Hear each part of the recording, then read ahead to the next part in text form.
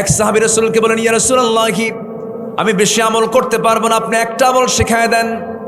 এত ওয়াজ আমার আমি শুনতে চাচ্ছি না, আপনি আমাকে একটা আমল শুধু শিখায় দেন। রাসূল কাউকে কখনো হতাশ করতেন না, আস্তে করে বসায় দিয়ে বলছেন, সাহাবী একটা আমল তুমি করবা, জীবনে আর কোনোদিন মিথ্যা কথা বলবা না। যেরকম সুবহানাল্লাহ। প্রথম দিকে তার মধ্যে 3টা বদঅভ্যাস ছিল, চুরি করা, জেনা করা, মদ খাওয়া। চুরি করা, জেনা করা, মদ খাওয়া। রাত পার হয়ে গেছে, সকালবেলা এসেছে রাসূলের কাছে। রাসূল বলেন, গত রাতে তুমি কার বাড়িতে গেছো? মানে চুরি। সাহাবী বলছেন, হুজুর আল্লাহর কসম করে বলে আজকে থেকে আমি চুরি বাদ দিয়ে দিলাম। আবার আরেকদিন গেছে, গত রাত্রিতে তুমি কিসের বোতল হাতে নিয়েছো? সাহাবী বলো, হুজুর আল্লাহর কসম করে বলি মদের বোতল বাদ দিলাম। গত রাত্রে তুমি কোন নারীর ঘরে প্রবেশ করেছো? হুজুর আল্লাহর কসম করে বলে আজকে থেকে যেন বাদ দিলাম। মিথ্যা ছাড়লে পরে সমস্ত হারাম কাজ তার জীবন থেকে মাইনাস হয়ে যায়। জোরে কান সুবহানাল্লাহ। সমস্ত পাপের মা কি বলেন? বলেন সমস্ত পাপের মা কি? মিথ্যা কথা। আমার বন্ধুগণ, এক মুনাফিক মারা গেল নবীর জীবদ্দশায়।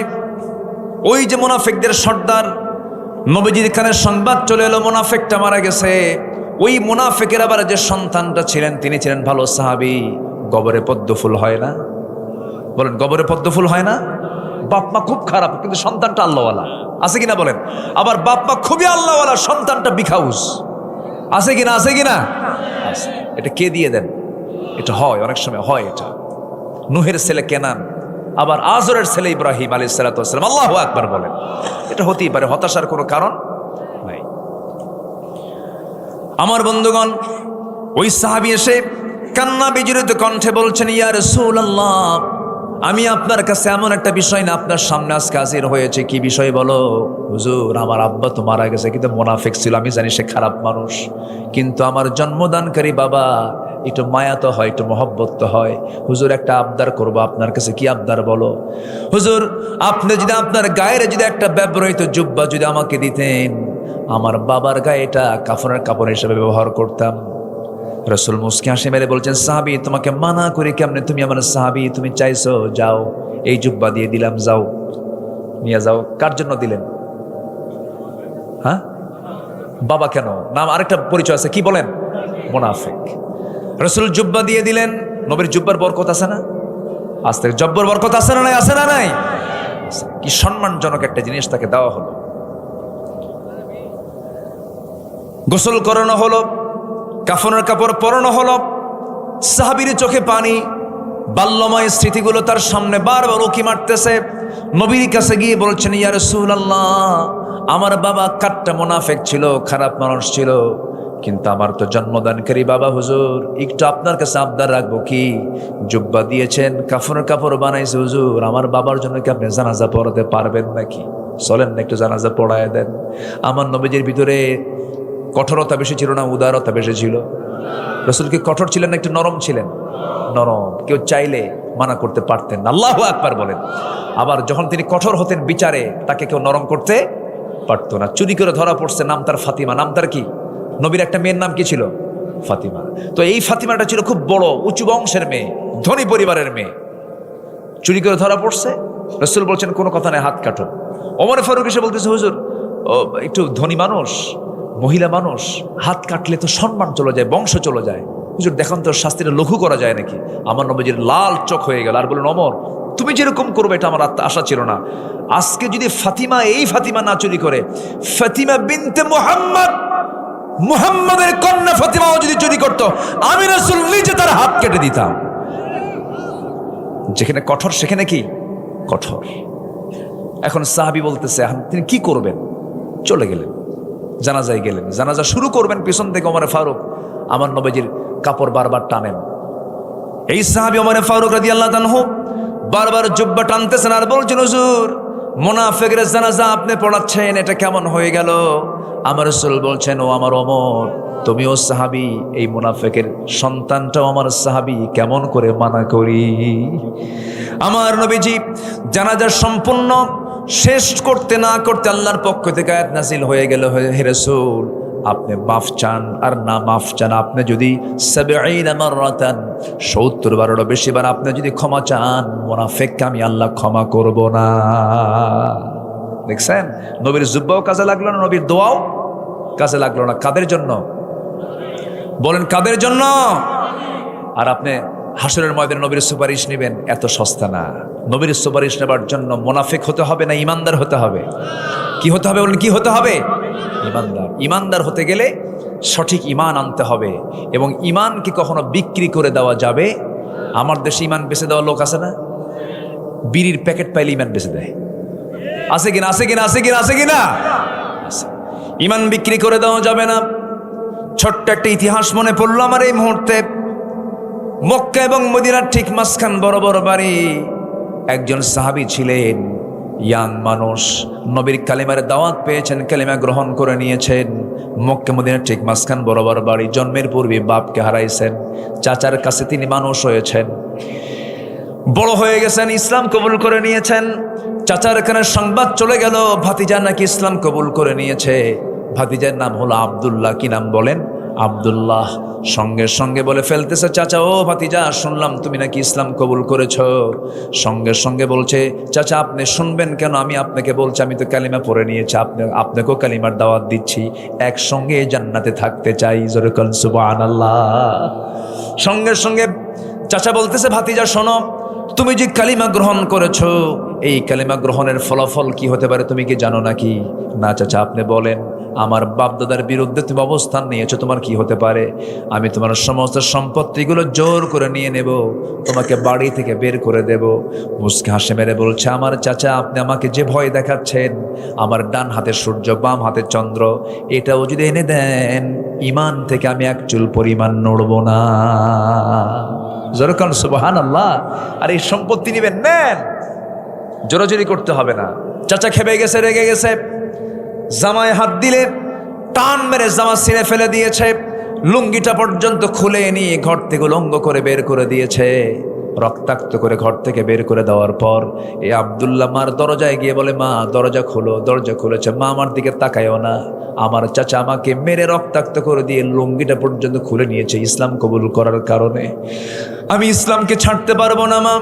দেখো তো ঘরের মধ্যে কোনো কাপড় চোপড় আছে নাকি? এক খণ্ড কাপড় যদি থাকে, মা আমাকে দাও তো। একটা ছোট্ট চাদর দেওয়া হলো, সেই চাদর দিয়ে কোনো মতো সতরটা ঢাকলেন। সতরটা ঢেকে কোনো মতো মাকে বলছেন, মা পৃথিবীর কোনো দরবার ভাল লাগে না, আমার শ্রেষ্ঠ দরবার আমার নবীর দরবার। নবীর দরবারের দিকে রওনা করলাম। মা থাকো। শীতকাল, সেই সময় আরবে শীত থাকে হলো 2টা মাস থাকে শীত, 1.5 থেকে 2 মাস। এখন শীত শুরু হচ্ছে।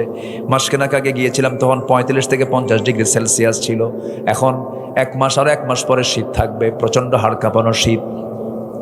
এই শীতের ভেতরে প্রায় 200-250 মাইল পায়ে হেঁটে হেঁটে ওই সাহাবী রওনা দিয়ে বহু সময়ের ব্যবধানে মদিনায় পৌঁছে গেলেন।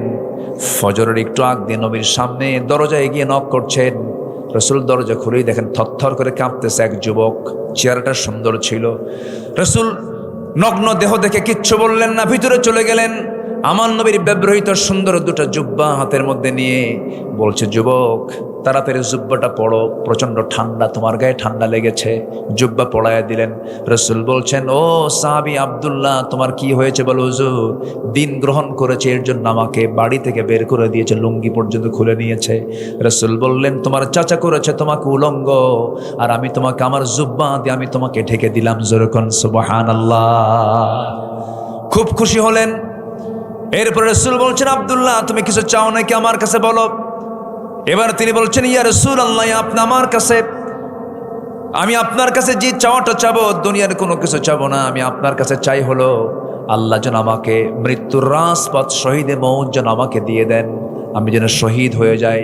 আমার নবী হাত উঁচু করে বলছে, ও আকাশের মালিক আল্লাহ, আমার আব্দুল্লাহর জান মাল তুমি কাফের বেঈমানদের জন্য হারাম করে দাও। দোয়াটা উল্টা হয়ে গেল। আব্দুল্লাহর মন খারাপ হলো। রসুল বলছেন, আব্দুল্লাহ মন খারাপ করো কেন? হুজুর, আমি দোয়া চাইলাম কি, দোয়া করলেন কি? কাফের মুশরিকরা আমাকে মারতে পারবে না, আমি শহীদ হব কেমনে? রসুল বলছেন, আব্দুল্লাহ তোমার দিন গ্রহণ করতে বড় কষ্ট হয়েছে, দুনিয়া বিক্রি করতে হয়েছে। তুমি কি এই বিষয়টা জানো না?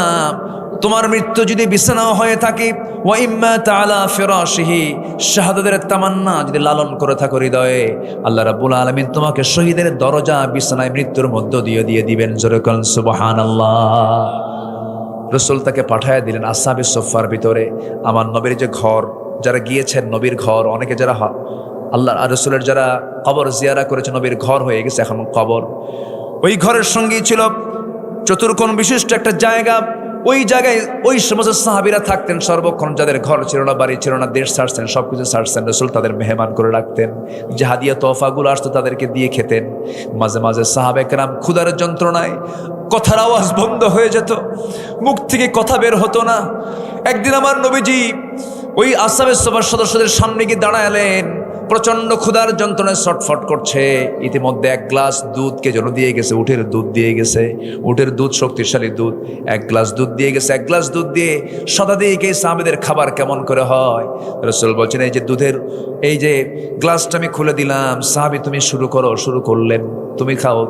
দ্বিতীয়জন খেলেন। সব সাহাবীরা এক গ্লাস দুধ দিয়ে সব সাহাবীর পেট পূরণ হয়ে গেছে, দুধ কমে নাই। রাসূল বলছেন, যতক্ষণ না গ্লাসের মুখটা আমার মুখের সঙ্গে না লাগবে, এই গ্লাসের দুধ কখনো ফুরাবে না। জোরে কোন সুবহানাল্লাহ।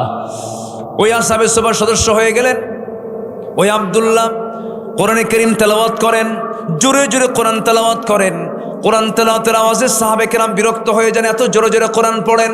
নবীর কাছে রিপোর্ট করা হলো। রাসূল বলছেন, সাহাবীরা, কোন সাহাবীর ব্যাপারে তোমরা রিপোর্ট করছো? হুজুর, যে সাহাবী নতুন দিন গ্রহণ করে এই তো কয়েকদিন আগে আসছে, আব্দুল্লাহর কথা নাকি? আব্দুল্লাহর কথা।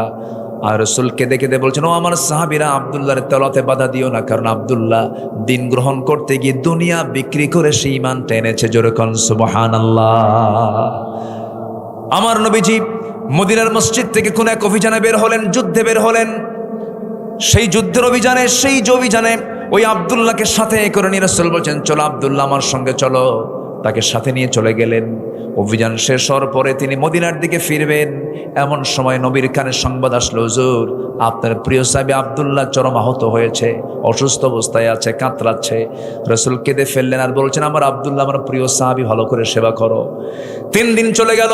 3 দিন পর আমার নবীর কাছে সংবাদ চলে আসলো, হুজুর অনেক চেষ্টা করেছি, নার্সিং করেছে, আব্দুল্লাহ বাঁচে নাই, মরে গেছে। আমার নবীজি বলছেন, সাহাবীরা আমার আব্দুল্লাহর গোসলটা করায় দাও, কাফনের কাপড়টা পরায় দাও, জানাজার দায়িত্ব আমি কাউকে দেব না, আমি রাসূল নিজে তার ইমাম হয়ে যাব। জোরে কোন সুবহানাল্লাহ। জানাজায় দাঁড়ায় গেলেন। নবীজি দোয়া করেন আর চোখের পানিতে গাল ভিজে যায়। রাসূল তার জন্য দোয়া করলেন। জানাজা সম্পন্ন হয়ে যাওয়ার পর রাসূল বলছেন, সাহাবীরা আমার আব্দুল্লাহর কবরটা কোথায় খনন করেছে? হুজুর ওই যদি পাহাড়ের মাঝখানে। রাসূল বলছেন, তাই যদি হয় আমাকে তোমরা নিয়ে যাও, যদিও দূরে আমাকে নিয়ে যাও। চলে গেলেন সাথে। কবরের সামনে দাঁড়ায়া কেঁদে কেঁদে বলছেন, সাহাবীরা আমার আব্দুল্লাহর কবরে আমি কাউকে নামতে দেব না, আমি রাসূল নিজে কবরে নামবো। জোরে বলি সুবহানাল্লাহ। ইমানদারের মর্যাদা কে দিয়েছেন? আসতে বলবেন না, কে দিয়েছেন? বলেন, আল্লাহ দিয়েছেন। নবীজি কবরে নামলেন। কবরে নামার পরে রাসূল বলছেন, আমার আবু বকর কোথায়? আমার ডানে নামো। আমার ওমর কোথায়? বামে নামো। কবরে কয়জন নামলেন? 3 জন নামলেন। নবীজি ঠিক মাঝখান বরাবর নেমে রাসূল এবার হাত দুটো আগায় দিয়ে বলছে, সাহাবীরা আমার কলেজের টুকরা আব্দুল্লাহকে তোমরা আমার হাতে তুলে দাও। হাতে নিলেন। রাসূল বলছেন, আবু বকর মাথাটা ধরো, ওমর পাটা ধরো। এই 3 জন মিলে কবরে শোয়া দিলেন। আমার নবীজি সাহাবীর বুকের উপরে হাতটা রাখলেন। হাতটা রেখে আকাশের দিকে তাকায় বলছেন, আকাশের মালিক আল্লাহ, আমি বিশ্বনবী এই মুহূর্ত পর্যন্ত আমি আব্দুল্লাহর উপরে সন্তুষ্ট আছি। মেহেরবানি করে আব্দুল্লাহকে তুমি আল্লাহ দয়া করে কবুল করে নাও। এই দোয়া যখন করছিলেন, পাশে দাঁড়িয়ে থাকে এক সাহাবী ছিলেন, সাদ বিন আবি ওয়াক্কাস নামে একজন সাহাবী। কেঁদে কেঁদে চিৎকার মেরে মেরে বলছে, ও আকাশের মালিক আল্লাহ, আজকে আমি জীবিত সাদ না হয়ে যদি ওই কবরের বাসিন্দা হতাম, আমার জীবনটা বড় ধন্য হয়ে যেত। কারণ যে কবরবাসীকে বিদায় দেওয়ার জন্য নবী সহ পৃথিবীর সেরা 3 জন মানুষ কবরে নেমে যায়। জোরে কোন সুবহানাল্লাহ। ইমানদারের দাম সম্মান কে দিয়েছেন? আসতে বলবেন না, কে দিয়েছেন? ইমানদারের দাম সবচাইতে সবার উপর ইমানদারের দাম। মুনাফিকের কোনো চিহ্ন যেন না আমরা লালন করি। মুনাফিকের আলামত বলেছে কয়টা? বলেন, তিনটা বলেছে। 1 নাম্বার হলো যখন সে কথা বলে মিথ্যা কথা বলে, নাম্বার 2 হলো ওয়াদা করে ওয়াদা ভঙ্গ করে, নাম্বার 3 হলো যখন সে কথা বলতে না সারতে পারে বেফাস কথায় খারাপ গালি দিয়ে কথা বলে। এই 3টা সিমটম যার মধ্যে পাবেন, ভাববেন নবীর সিমটমের সঙ্গে মিলে গেছে, মুনাফিক। জোরে কর নাউযুবিল্লাহ। ইবাদত কবুলের শর্ত হলো কয়টা বলেন? বলেন কয়টা? চলতেছে কয় নাম্বার? আরো আছে কয়টা? হ্যাঁ, 10টার মধ্যে একটা গেলে কয়টা থাকে? এখনো 9টা আছে। আমি তো মুনাফিকের আলামত কইছি 3টা, দোয়া কবুলের শর্ত বলছি 10টা, তার মধ্যে চলতেছে কয় নাম্বার? কেবল শেষ হলো, তাও শেষ হয় না, আরো কিছু কথা ছিল। এখন জোর করে 2 নম্বরে আসলাম। কি কথা কি বুঝতেছেন আপনারা? আচ্ছা, বলি আলহামদুলিল্লাহ। কিন্তু ঘড়ি যে আজকে খুব ঘুরলো, বুঝলাম না এত তাড়াতাড়ি ঘড়ি টাইম কেমনে চলে গেল। একটা লোক ওঠেও না, যায়ও না। এই ও কই আছে নাকি বসে? মনে আছে? মাশাআল্লাহ। ফজর পড়বেন সবাই, ফজর পড়বেন সবার কাছকে। ফজর হবে, ফজরের আগ দিয়ে কিন্তু শয়তান আসে, সবসময় আসে না। শয়তান টাইম মতো আসে। 24 ঘন্টার মধ্যে শ্রেষ্ঠ টাইম কোনটা জানেন? ফজরের একটু আগে। ওই সময় আল্লাহ আকাশে আসে, এই আকাশে আসে। যেরকম সুবহানাল্লাহ। আল্লাহ কি এই আকাশে না 7 আকাশের উপরে? বলেন না, আল্লাহ কোন আকাশে থাকেন বলেন? আরশে আজিম 7 আকাশের উপরে। আর আল্লাহ তাআলা যে সময় প্রথম আকাশে আসেন, ওই সময় শয়তান সব বান্দার কাছে আসে। কথা বুঝলেন কি? প্রথম আকাশ আল্লাহর আরশে আজিম কি 3 তলায়? 3-4 মাইল। হ্যাঁ, আরশে আজিমটা কত দূর বলেন? মানে দূরত্ব কত লক্ষ কিলোমিটার? কেউ বলতে পারবেন? এটার পরিমাণ কেউ জানা আছে কারো? শুধু এতটুকু বলি, আমরা যেখানে আছে পৃথিবীতে, এই ছোট্ট জায়গায় আছে, আমার ছোট্ট একটা জায়গায় আছে। মানুষ চাঁদে গেছে না? চাঁদে গেছে কিনা?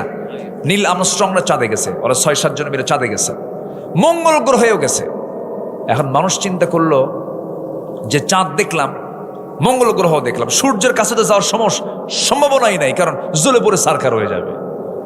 সূর্যের যে আভ্যন্তরীণ তাপমাত্রা সেটা হচ্ছে 15 লক্ষ ডিগ্রি সেলসিয়াস। উপায় আছে কণ্ঠ? 100 ডিগ্রিতে তো শীত হয়ে পড়ে শেষ হয়ে যাবে। 15 লক্ষ ডিগ্রি সেলসিয়াস, সূর্যের কাছে যাওয়া সম্ভব না। এখন যদি কেউ তারকার দেশে যেতে চায়, তারকা ছোট্ট মিটি করে জ্বলা তারকা, এই তারকার দেশে যদি কেউ যেতে চায়, পৃথিবীর সবচেয়ে নিকটবর্তী তারকার দেশ হলো প্রক্সিমা সেন্ট্রাই। প্রক্সিমা সেন্ট্রাই একটা তারকা আছে। এই তারকা যদি কেউ দেখতে চায়, সবচেয়ে নিকটে যে তারকাটা আছে, এই মহাশূন্যের মাঝে ঝুলে আছে, কেউ দেখতে চায়, তাহলে পৃথিবীর কোনো কপ্টার, বিমান এগুলোতে হবে না, নভোযান লাগবে।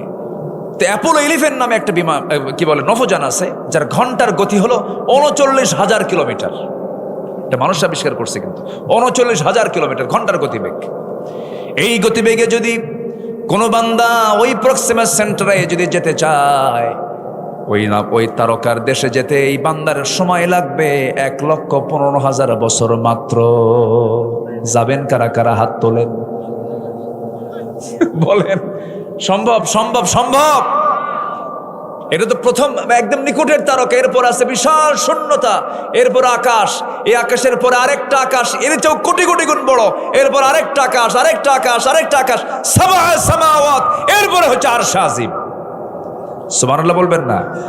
আর সে আল্লাহ বলছেন, বান্দা 7 শ্রেণীর মধ্যে তোমার নামটা লিপিবদ্ধ করো, আমি তোমাকে আরশে আজিমে নিয়ে এসে আরশে আজিমের ছায়ে জায়গা দিয়ে দেব। যেরকম সুবহানাল্লাহ। কোনো বিমানে চড়ে যেতে পারবেন? আল্লাহ ব্যবস্থা করে দেবেন। সুবহানাল্লাহ বলি। 7 শ্রেণী কারা কারা? একটু পরে আসি। দেখেন লাইন কয়টা খুলবো এখন বলেন? এদিকে 10টা, ওইদিকে 7টা। বলেন তো 3 দিনে কি সম্ভব? অনেক আলোচনা, একটু মনোযোগ দিয়ে শোনেন। তাহলে যে সময় আল্লাহ তাআলা প্রথম আকাশে আসে, সেই সময় শয়তান বান্দার কাছে আসে। দেখেন শয়তান কিভাবে ওয়াসওয়াসা দেয়। শয়তান এসে বলে, একদম তাহাজ্জুদের সময় শয়তান এসে বলে, আলাইকা লাইলুন তাওয়িল, আলাইকা লাইলুন তাওয়িল। রাসূল বলতেছেন এই কথা, যে সাহাবীরা এই ওয়াজটা শয়তান করে। মাথার চুলের মধ্যে হাত দেয় আর বলে, আলাইকা লাইলুন তাওয়িল, তোমার জন্য রাত বড় লম্বা, ঘুমাও ঘুমাও ঘুমাও ঘুমাও। এরকম করে বারবার তাকে সুন্দর করে ঘুমানোর চেষ্টা করে। রাসূল বলেন, সেই সময় শয়তান 3টা গিট মেরে যায়। 3টা কি মেরে যায় বলেন? গিট মেরে যায়, গিরা মেরে যায়। এলাকায় কি বলে এটা? হ্যাঁ, গিরা বলে নাকি? হ্যাঁ, আপনাদের নওগাঁর ভাষা তো মাশাআল্লাহ অনেক মিষ্টি, কিন্তু নওগাঁর আবার নিয়ামতপুর, তারপরে জবাইবিল, ওই যে পোরশা টোরশার ওইদিকে গেলে আবার দেখি কেমন জানি সালাম দিতে পারে না, আসসালামু আলাইকুম, আগে সালায়ের পরে দুলাভাই হয় না। একটা একটা সমস্যা আছে না বলেন তো? সমস্যা আছে না? সমস্যা আছে কিনা বলেন? সমস্যা, বেশ সমস্যা, সমস্যারই সমস্যা। ভাষা, এটা হচ্ছে ভাষা। ভাষা কে দিয়েছেন? ভাষা কে দিয়েছেন? আল্লাহ দিয়েছেন। গিরা বলে, গিট, 3টা গিট শয়তান দিয়ে চলে যায়। রাসূল বললেন এই 3 গিট যদি কেউ ছুটাতে চাও তাহলে 3টা আমল করতে হবে। রাসূল বলে দিয়েছেন। দেখেন কি সুন্দর টিপস রাসূল দিলেন। আমরা এটা আজকে ফজর থেকে শুরু করব। আরো জোরে, আরো জোরে, আরো জোরে। কয়টা বলেন তো? গিট কয়টা? পরামর্শ রাসূলের কয়টা? 3টা। নাম্বার 1 হলো আজান শোনার সঙ্গে সঙ্গেই যদি কোনো বান্দা পিঠটাকে বিছানা থেকে মাইনাস করে যদি বসে পড়ে, 1টা গিট ছুটে যায়। ওযু যখন বানায় 2টা গিট ছুটে যায়। ওযু বানায় আমরা কিসের জন্য বলেন? আসতে বলবেন না, কিসের জন্য বলেন? সর্বক্ষণ ওযু করা কি বলেন? ওযু করা কি? নামাজের জন্য ওযু করা কি? সুন্নত? নফল? নফল নামাজের ওযু করা কি? নফল নামাজের ওযু করা। অনেকে বলেন বলেন, নামাজ নফল হোক, ওয়াজিব হোক, সুন্নত হোক, নামাজ সুন্নত ওয়াজিব ফরজ হতে পারে, কিন্তু ওযু করা কি?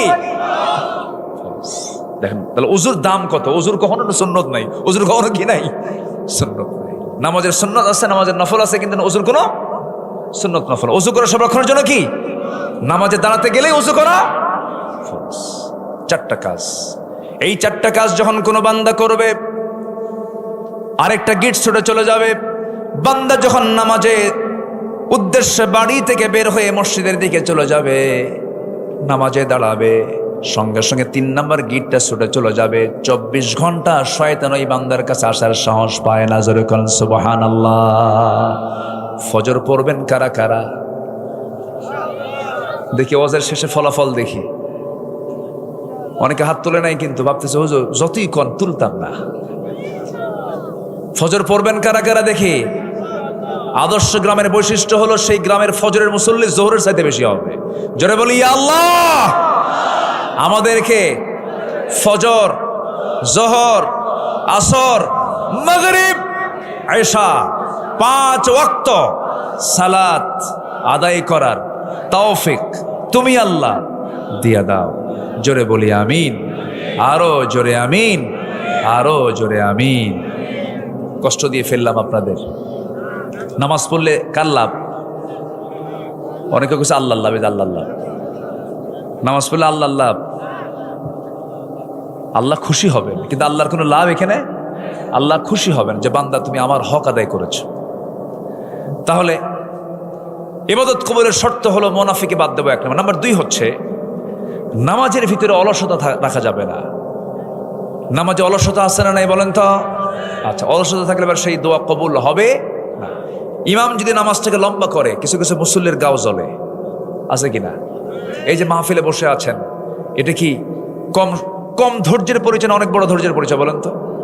ধৈর্যের পরিচয়। কিন্তু ঘুম বাদ দিয়া মাটিতে বসে ঘন্টার পরে ঘন্টা বসে আছেন, এটা এক প্রকার ধৈর্য। অলসতাকে স্পর্শ করেনি আপনাদের, বলি আলহামদুলিল্লাহ। আচ্ছা বলেন তো, ধৈর্য আগে না ওয়াজ আগে? বলেন, নামাজ আগে না ধৈর্য আগে? বিয়া আগে না ধৈর্য আগে? ধৈর্য আগে। সেদিন এক মহিলা ফোন দিছে আমারে, ফোন দিয়ে কই হুজুর আমার স্বামী সকালেও তালাক দেয়, বিকেলেও তালাক দেয়, আমি কি আসি না নাই? কি বুঝতেছেন আপনারা? সকালেও দেয়, বিকেলেও দেয়। এরকম কিছু পুরুষ আছে না? আছে না? আছে না? আছে না? কিছু হইলে মুখে তালাক শব্দ আসে। এই সমস্ত তালাক শব্দ যারা ব্যবহার করে ওদের কি করা উচিত জানেন? আমি আমার ভাষায় বলি, বাঁশ গাছের যে ডাল আছে ওটাকে কি বলে? কঞ্চি বলে। যেটা পাকা বাঁশ, পাকা কঞ্চি, চিকন চিকন 7-8টা একসাথে নিয়ে, এই যে ভাই পুলিশ আছে, এদের মতো পিটাতে হবে পিছনে। ছোটখাটো দোষ নয় এটা। অসংখ্য পরিবার আছে তালাক দিয়ে সংসার করছে, জেনা হচ্ছে, জেনা হচ্ছে, জেনা হচ্ছে। আছে না নাই? আছে। এগুলো করবেন না, এগুলো অধৈর্যের পরিচয়। ধৈর্য যোগ্যতা, রাগ কোনো যোগ্যতা নয়।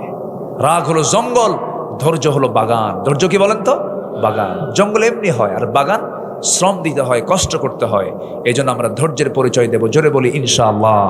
আপনার শক্তি আছে যে ওকে আপনার থাপ্পড় মারতে পারবেন, শক্তি আছে ওকে থানায় নিয়ে পিটাতে পারবেন, এরপরে ভাবতেছেন না ধৈর্য আনলাম, তুই গালি দিলি, যা আমি তোরা মাফ করে দিলাম। এই যে আপনি মাফ করে দিলেন, ধৈর্য আনলেন, এটার তৃপ্তি আপনি সারা জীবন ভোগ করবেন। আলহামদুলিল্লাহ বলেন। আমরা মেজাজটাকে ঠান্ডা করে ফেলবো, ধৈর্যের পিরামিড হব। জোরে বলি ইনশাআল্লাহ, আর জোরে বলি ইনশাআল্লাহ। সম্মানিত ভাইরা, নামাজে অলসতা আমরা দূর করব। অলস নামাজি যারা, তাদের জন্য জাহান্নাম। ফাওয়াইলুল লিল মুসাল্লিন আল্লাযীনা হুম আন সালাতিহিম সাহুন আল্লাযীনা হুম ইউরাউনা ওয়া ইয়ামনাউনাল মাউন। ধ্বংস হোক ওই সমস্ত মুসল্লি যারা অবহেলা করে নামাজ পড়ে, লোক দেখানো নামাজ পড়ে। তাদের জন্য তার নিম্নপদস্থ কর্মকর্তারা নামাজ পড়বে, চেয়ারম্যানদের পেছনে মেম্বাররা নামাজ পড়বে, এমপির পিছনে জনগণরা নামাজ পড়বে, এসপির পিছনে ওসিরা নামাজ পড়বেন, এইরকম করে ওসির পিছনে দারোগারা নামাজ পড়বেন। এইরকম করে প্রত্যেকটা অফিসে যখন নামাজের পরিবেশ চলে আসবে, আল্লাহর কসম করে বলি, ওই সমাজটা আল্লাহ পাক জান্নাতের টুকরা বানায় দিবেন। জোরে বলেন সুবহানাল্লাহ। নামাজ কায়েম হোক সবাই চান নাকি? এই 54 বছরে যারা ক্ষমতায় ছিল, সেখানে কোনো আলেম ওলামা ক্ষমতায় গেছে নাকি? কোনো ইসলামী দল ক্ষমতায় গেছে নাকি? কেউ কি নামাজ কায়েম কি নামাজের আইন কি সংসদে পাশ করেছে নাকি? নামাজের পাশ না করলেও পাশ করেছে হলো সুদের আইন পাশ করেছে, মদের আইন পাশ করেছে, বেশ্যাবৃত্তির আইন পাশ করেছে। সব কিছু দেখা শেষ। আমরা আগামীতে দেখতে চাই কোরআন হাদিসের বাংলাদেশ। রাজি আছেন কারা কারা? হাত উঁচু করে দেখান মুসলমান।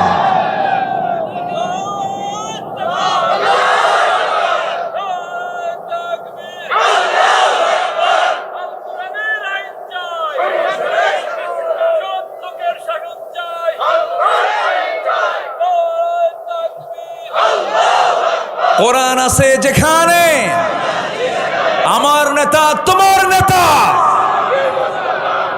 আল্লাহ কবুল করুন। কবরে প্রশ্ন কয়টা আছে বলেন তো? কবরে নাম্বার 1, মার রব্বুক, তোমার রব কে? তোমার আইনদাতা কে? নাম্বার 2 হলো ওমা দীনুক, তোমার দিন কি? আর তোমার দিন কি? তোমার ধর্ম কি? তোমার জীবন বিধান কি? ওমান হাদার রাজুল ওমান নবিয়ুক, তোমার নেতা কে? তোমার নবী কে? মুহাম্মদ সাল্লাল্লাহু। এই 3টি বিষয়ের আলোকে আমাদের জীবনটাকে সাজানোর তৌফিক আল্লাহ পাক দান করুন। জোরে বলি আমিন। আমি কোনো কিছু ফাঁক ফোকর রাখি নাই। যদি কেউ ভাবেন আমি কোনো দলের পক্ষে কথা বলছি, ভুল কথা। আমি আল্লাহর দলের পক্ষে কথা বলছি। আসুন না মুনাফিকের সমস্ত চরিত্রগুলোকে মাইনাস করে, নামাজের অলসতা ত্যাগ করে দোয়া কবুলের, ইবাদত কবুলের আওতায় আমরা চলে আসি। নাম্বার 3, আল্লাহ এবং রাসূলের চরম অবাধ্যতা, সীমা লঙ্ঘনকে আমরা ছেড়ে দেব। তাহলে আমাদের ইবাদত কবুল করবেন কে? আয়াত বলতে পারলাম না, সময় নাই। নাম্বার 5, আল্লাহর সঙ্গে শিরিক যারা করবে দোয়া কবুল হবে না। শিরিক সাল্লি, দোয়া কবুল করবেন কে? সামনে পেছনে যারা পরনিন্দা করবে, তাদের মুখের ওই জিহ্বা দিয়ে আল্লাহর কাছে চাইলে দোয়া কবুল হবে না, ইবাদত কবুল হবে না। আল্লাহ রাব্বুল আলামিন বলেন, ওয়াইলুল লিকুল্লি হুমাযাতিল লুমাযাতিনিল্লাযী জামাআ মালান ওয়া আদ্দাদা। ওই সমস্ত লোকদের জন্য ধ্বংস যারা সামনে একরকম, পিছনে আরেক রকম, যারা চরিত্র নিয়ে আচরণ করে, কথাবার্তা বলে। সামনে দেখলে বলে ভাই আপনার মতো লোকই হয় না, আড়াল হলেই কয় হারামজাদা। এরকম আছে কিনা বলেন? আছে কিনা বলেন? এদের আল্লাহ কি রহমত চেয়েছেন না ধ্বংস চেয়েছেন? ধ্বংস চেয়েছেন। এগুলো থাকা যাবে না। নাম্বার 6 হলো আল্লাহকে ভুলে থাকা, মন্দ কাজ আদেশ করা। নাম্বার 7 হলো শয়তানের পদাঙ্ক অনুসরণ করা। নাম্বার 8 হলো লোক দেখানো ইবাদত করলে আল্লাহর দরবারে সেই ইবাদত কবুল হবে না। নাম্বার 9 হচ্ছে কুফরি করা। নাম্বার 9 কি বলেন তো?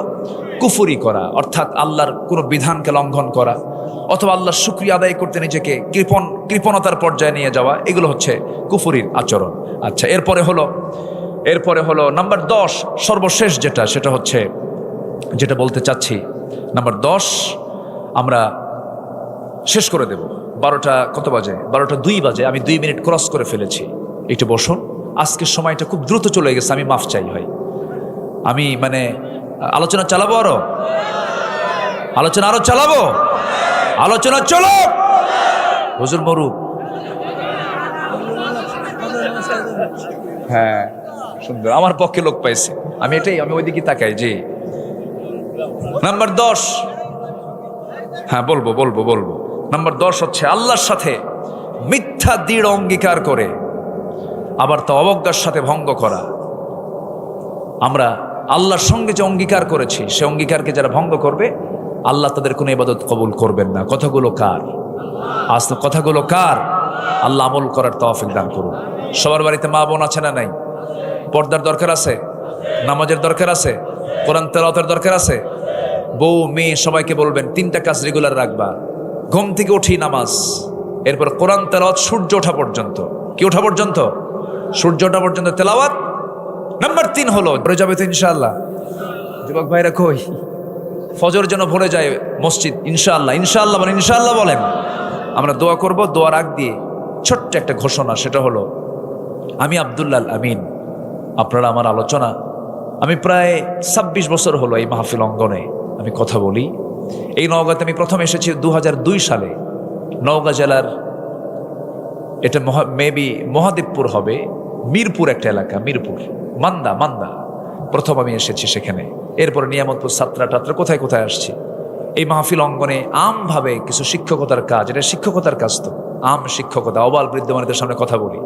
তা আমি 1 বছর আগে একটু এক্সট্রা করে খাসভাবে কিছু কাজ করার জন্য, একটা জাতি গঠন করার জন্য, একটা ব্যক্তি গঠন করা দরকার। তো একটা শিক্ষার্থীকে আমি গড়ে তুলতে চাই কোরআনের আদলে। এই চিন্তা মাথায় নিয়ে, আমার দেশের শিক্ষা ব্যবস্থায় যথেষ্ট ত্রুটি আছে। যে এমএ পাশ করে সে কোরআন পড়তে পারে না, আবার যে কামেল পাশ করে সে বাংলা ভালো করে বলতে পারে না, আবার যে দাওরে হাদিস করে সে আবার ইংরেজি বোঝে না। এই যে একটা অসম্পূর্ণ একটা সিলেবাসে আমরা জর্জরিত আমার দেশে। একটা বিসিএস ক্যাডার সূরা ফাতিহা সহি করে পড়তে পারে না। এই যে একটা প্রবলেমগুলো আছে, এই প্রবলেমটা সলভ করার জন্য আমি মিশর, মক্কা, মদিনা, জামিয়া আল আজহার সহ সিঙ্গাপুর, মালয়েশিয়া, বিভিন্ন দেশের আমি বিভিন্ন সিলেবাসগুলোকে আমি একটু দেখেছি, একটু রিসার্চ করেছি, গবেষণা করেছি।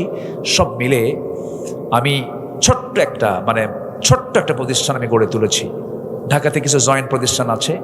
তো আমি বগুড়ার, উত্তরবঙ্গের গেটওয়ে বগুড়ার শেরপুর একটা উপজেলা আছে, নাম শুনছেন তো সবাই? শেরপুর উপজেলায় একদম পৌরসভার মাঝখানে, একদম মিডিল পয়েন্টে একটা প্রতিষ্ঠান আমি দাঁড় করেছি 1 বছর যাবৎ। এই মানে সিলেবাসের সিস্টেমটা হলো 5 থেকে 6 বছরের বাচ্চা, 5, 6, 7, 8 এই বয়সের বাচ্চাগুলো যে ক্লাসই হোক, সেই বয়স অনুযায়ী তাকে সেই ক্লাসে ভর্তি করায় দিয়ে 11 বছরের সর্বোচ্চ এর মধ্যেই ক্লাস 5 শেষ হবে, তার 30 পারা কোরআনও শেষ হবে, বাংলা, ইংরেজি, অঙ্ক শেখাও তার শেষ হবে। সময়টাকে একদম সম্পূর্ণ কাজে লাগানোর চেষ্টা করছি। অর্থাৎ 5, 6, 7, 8, 5 হলে বেশি ভালো, 6 হলেও হবে, 7 হলেও হবে, 8 হলেও হবে।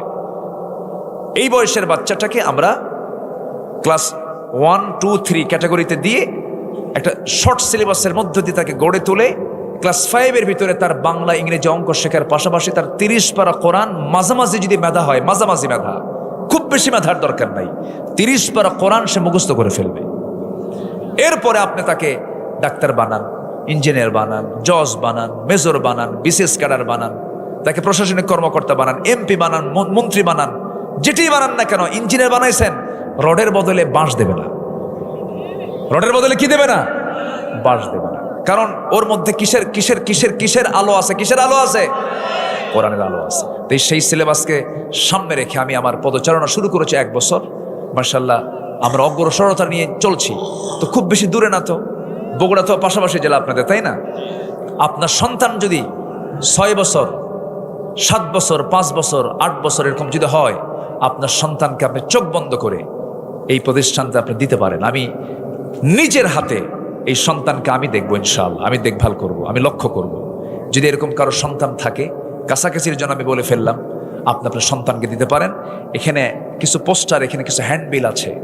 যাদের নিতান্তই নিজের সন্তানকে দেবেন, তারা এখান থেকে নিয়ে শুধু মাদ্রাসায় সন্তান ভর্তির জন্য ফোন দিবেন, মাহফিলের জন্য না।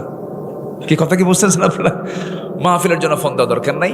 আপনি সন্তানটাকে মানুষ করেন, সন্তানটাকে বড় আল্লাহওয়ালা বানান। আপনি জানেন অনেক ডাক্তারের বাপ আমাদের কাছে এসে ডুকরে ডুকরে কান্দে আর বলে, হুজুর ডাক্তার বানালাম কিন্তু মানুষ বানাতে পারলাম না, ইঞ্জিনিয়ার বানালাম কিন্তু মানুষ বানাতে পারলাম না। বাবার জানাজায় ডাক্তার আসতে পারে না, ব্যস্ত। বাবার থাকার জায়গা হয় না, ঢাকায় থাকে, বাপ গ্রামে থাকে, কাজের মেয়েদের সেবা করে। কেন? বুড়া বয়সে বাপ মা থাকবে সন্তান থেকে দূরে না কাছে? কাছে না দূরে? বৃদ্ধাশ্রমে না নিজের ঘরে? নিজের ঘরে। কিন্তু এই বিষয়গুলো জানবে কেমনে? দিন তো শেখে নাই। বাবা তার সন্তানকে বড় করেছে কিন্তু দিন শেখায় নাই। এই জন্য দিন এটা সবার আগে দরকার, নৈতিকতা সবার আগে দরকার। এই লক্ষ্যে প্রতিষ্ঠান গড়েছি। যাদের বয়সের এই বয়সে বাচ্চা যাদের আছে, সন্তান যাদের আছে, আপনি মাহফিল শেষে আপনি আমার সঙ্গে স্পেশালি যোগাযোগ করতে পারবেন, আপনি ভর্তি করায় দেন। আপনার জীবন আপনি প্রশান্তি নিয়ে থাকবেন। শেষ জীবনে আপনার ভয় করতে হবে না সন্তানকে, সন্তান আপনাকে দেখে ভয় করবে। আর এখনকার সমাজে হলো বুড়া বয়সে বাপই সন্তানকে দেখে ভয় করে, ঠিক কিনা বলেন? কিন্তু আপনি যদি সন্তানকে বড় আল্লাহওয়ালা বানান তাহলে সন্তান আপনাকে দেখে ভয় করবে না। বাবা, বাপ যদি অসন্তুষ্ট হয় আমার সব শেষ হয়ে যাবে। এই ফিলিংস আপনার সন্তানের মধ্যে আনতে হবে। এই লক্ষ্যে আমি এই কার্যক্রম শুরু করেছি। আপনারা কি রাগ করলেন নাকি? খুশি হয়েছেন তো? আল্লাহ যেন আমার এই স্বপ্ন যেন আল্লাহ পাক কবুল করেন। জোরে বলি আল্লাহুম্মা আমিন। এক নম্বর শর্ত হচ্ছে মুনাফিকি দূর করতে হবে ভিতর থেকে। রাজি আছেন তো সবাই? আমার দেশে মুনাফিক নাই তো? আমার দেশে মুনাফিক আছে? মুনাফিক কে বলে? মুনাফিক কারা? আমরাই না? বলে ফেলছেন আমরাই। তবে হ্যাঁ, কিছু সত্যতা আছে। একটু দেখেন তো মিলে নাকি আমাদের মধ্যে মুনাফিকি কতটুকু আছে বা নাই, একটু মিলাই দিই আমি। মানে জাস্ট কিছু সিমটম গুলো বলি, একটু মনোযোগ দিয়ে শুনবেন। আমার বন্ধুগণ, আমার রাসূল বলছেন মুনাফিকের আলামত হলো তিনটা আলামত। আমার বন্ধুগণ, যদি কোনো ঘরের ভিতরে ঢুকে যদি আপনি দেখেন এখানে গোবর, এখানে গোবর, এখানে গোবর পড়ে আছে, কিসের ঘর বলবেন? গোয়াল ঘর। যখন কোথাও ধোঁয়া উঠতে দেখবেন ভাববেন নিচে কি আছে? বলেন আগুন আছে। কি আছে? আগুন আছে। আগুন আছে যেখানে ধোঁয়া আছে সেখানে। ঠিক তেমনি মুনাফিকের কিছু আলামত আছে। এই আলামতগুলো যখন কোনো বান্দার মধ্যে দেখা যাবে সে ব্যক্তি মুনাফিক। নাম্বার 1 হলো ইদা হাদাসা কাযাবা, যখন সে কথা বলে মিথ্যা কথা বলে। আমার দেশের মানুষ তো 1% মিথ্যা কথা বলে না। মিথ্যা কথা কয়। বেশি মিথ্যা কথা বলে কারা? যারা মাইকে, যারা বটতলার মোড়ে যারা বক্তব্য দেয়, ঠিক কিনা বলেন? আছে কিনা? আছে কিনা? মাইক ফেটে শেষ, কিন্তু মিথ্যার শুধু বুলি নিয়েই আমরা 54 বছরগুলো শুনলাম। অন্ন, বস্ত্র, শিক্ষা, বাসস্থান, চিকিৎসা, বিষয়, এত ওয়াদা। আমরা সামনে সরকার ক্ষমতা আসলে মদিনার সনদে দেশ চালাবো। মদিনার সনদে দেশ চালায় নাই, মোদির সনদে দেশ চালিয়েছে ওরা। মিথ্যা, শুধু মিথ্যা। তাহলে মিথ্যা কথা বলা যাবে? মিথ্যা বললে কি হয়ে যায়? বলেন কি হয়ে যায়? কি হয়ে যায়? মুনাফিক হয়ে যায়। আব্দুল কাদের জিলানীর নাম শুনছেন? কি ছিলেন? বড় পীর। আমার দেশে ওনার পরিচয় কি বলেন তো? বড় পীর, বড় মুআল্লিম, বড় উস্তাদ ছিলেন, বড় শিক্ষক ছিলেন।